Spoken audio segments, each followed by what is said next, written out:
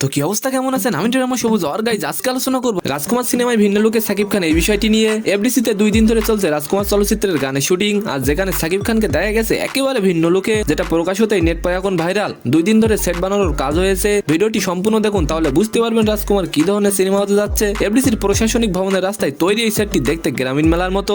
ওই যে গ্রামে যেমন মেলা অনুষ্ঠিত হয় ঠিক তেমনই সারি সারি করে বানানো হয়েছে নানা দোকানপাট। গত মঙ্গলবার শুরু হয় সাকিব খানের রাজকুমার ছবির গানের শুটিং। বাই দ্য ওয়ে, সাকিব খানকে কিন্তু সত্যি রাজকুমারের মতো লাগছিল। সাকিব খানের ফ্যান যারা আছেন ফটাফট একটি লাইক দিয়ে যান। ও আপনি জানলে অবাক হবেন, সাকিব খানের সাথে প্রায় 3 শতাধিক নৃত্যশিল্পী অংশগ্রহণ করেছিলেন এই শুটিং এ।